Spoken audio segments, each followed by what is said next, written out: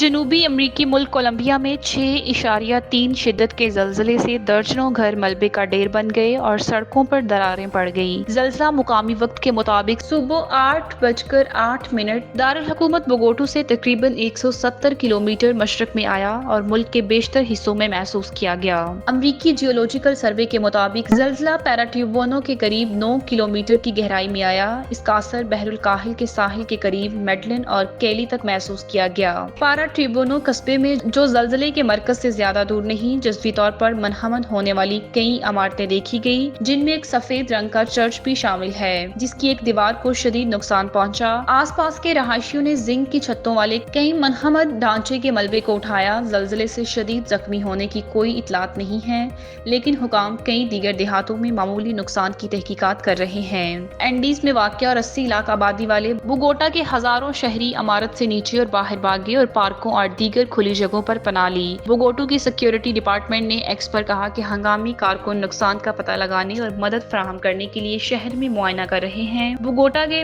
Mayor Carlos فرنانڈینو گالان نے کہا ہے کہ تمام ڈیزاسٹر ایجنسیوں کو فعال کر دیا گیا ہے۔ کولمبیا کے علاوہ برازیل، ایکواڈور اور وینزویلا میں بھی زلزلے کے جھٹکے محسوس ہوئے ہیں۔ واضح رہے کہ وسطی کولمبیا شدید زلزلے کی سرگرمیوں کی زون میں ہے۔ 1999 میں بھی یہاں 6.2 شدت کے زلزلے میں تقریباً 1200 افراد ہلاک ہوئے تھے۔ یہ ملک بحر الکاہل کے رنگ آف فائر پر واقع ہے، جو شدید زلزلہ خیز سرگرمی کی کوس ہے۔ جہاں ٹیکٹونک پلیٹس آپس میں ٹکراتی ہیں، یہ کوس جاپان سے شروع ہو کر جنوبی مشرقی ایشیا سے ہوتی ہوئی پیسیفک بیسن کے ذریعے جنوبی امریکہ تک پھیلی ہوئی ہے۔